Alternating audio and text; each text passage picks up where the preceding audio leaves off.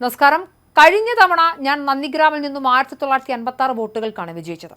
ഇത്തവണ 10,000-ഓളം വോട്ടുകളുടെ ഭൂരിപക്ഷത്തിലാണ് ജയിച്ചത്. നന്ദിഗ്രാമിലെ ഹിന്ദു ജനത എന്നെ വീണ്ടും വിജയിപ്പിച്ചു.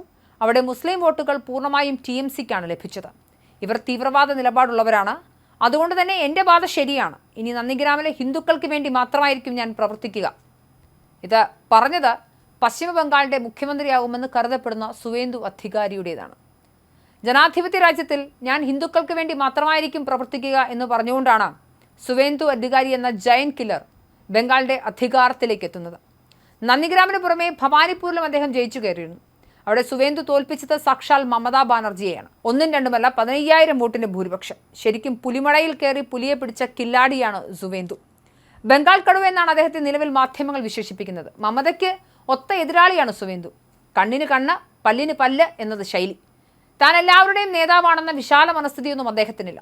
താൻ ഹിന്ദുക്കൾക്ക് വേണ്ടി പ്രവർത്തിക്കുന്ന വ്യക്തിയാണ് എന്ന് പച്ചയ്ക്ക് പറയും. ഇത് സുവേന്ദുവിന് പെട്ടെന്നുണ്ടായൊരു നിലപാട് മാറ്റമല്ല. 2024 BJP സംസ്ഥാന സമിതി യോഗത്തിൽ വെച്ച് സബ്കാ സാത്ത് സബ്കാ വികാസ്, എല്ലാവർക്കും ഒപ്പം എല്ലാവരുടെയും വികസനം നിർത്തലാക്കണമെന്നും തങ്ങളോടൊപ്പം നിൽക്കുന്നവർക്കൊപ്പം മാത്രം നിന്നാൽ മതിയെന്നും അദ്ദേഹം ആഹ്വാനം ചെയ്തിരുന്നു.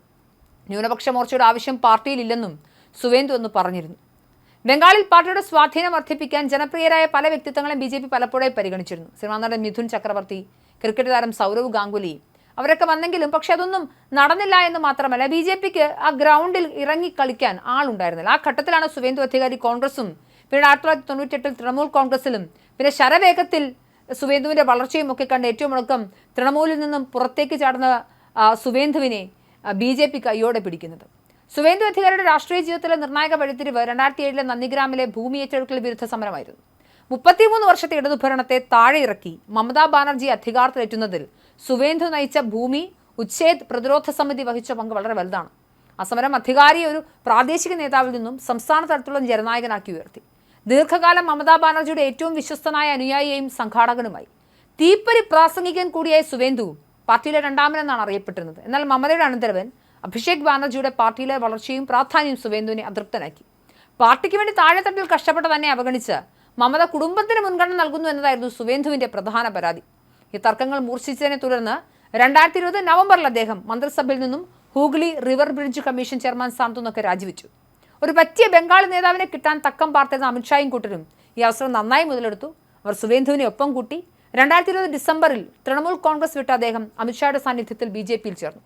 എന്നാൽ തന്റെ വിശ്വസ്തനോ അല്ലെങ്കിൽ ആരെങ്കിലുമൊക്കെ കാലുമാറിപ്പോയാലും തനിക്കൊന്നും സംഭവിക്കില്ലെന്നായിരുന്നു മമതയുടെ ധിക്കാരത്തോടുള്ള പ്രതികരണം. പക്ഷേ സുവേന്ദു അന്ന് തന്നെ പറഞ്ഞു, ഇതാ മമതാ ബാനർജിയുടെ കൗണ്ട് ഡൗൺ തുടങ്ങിക്കഴിഞ്ഞുവെന്ന്. 2021 നിയമസഭാ തെരഞ്ഞെടുപ്പിൽ കടുത്ത മത്സരമാണ് തൃണമൂൽ നേരിട്ടത്. പല സർവേകളും എക്സിറ്റ് പോളുകളും BJPയുടെ ജയം പറഞ്ഞെങ്കിലും സുവേന്ദു അധികാരി മമതാ ബാനർജി 1956 വോട്ടുകൾക്കൊന്ന് തോൽപ്പിച്ചു. 294 അംഗ നിയമസഭയിൽ 213 സീറ്റുകൾ നേടി വൻ ഭൂരിപക്ഷത്തോടെ അധികാര തുടർച്ച തൃണമൂൽ ഉറപ്പാക്കിയെങ്കിലും BJP യഥാർത്ഥത്തിൽ തൃണമൂലിനെ വിറപ്പിച്ചു. 77 സീറ്റുകൾ നേടി പ്രധാന പ്രതിപക്ഷമായി.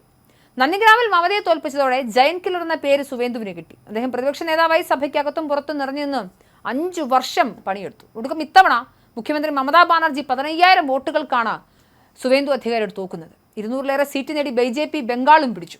അതായത് കഴിഞ്ഞ കുറേയധികം നാളുകളായി സുവേന്ദു അധികാരിയെ മുൻനിർത്തിക്കൊണ്ട്, കൃത്യമായ BJP രാഷ്ട്രീയം പറഞ്ഞുകൊണ്ട് സുവേന്ദു അധികാരിയെ മുൻനിർത്തിക്കൊണ്ട് BJP അധികാരം പിടിച്ചിരിക്കുന്നു. എന്തായാലും സുവേന്ദു അധികാരി തന്നെയായിരിക്കും മുഖ്യമന്ത്രി എന്ന് നമുക്ക് പ്രതീക്ഷിക്കാം.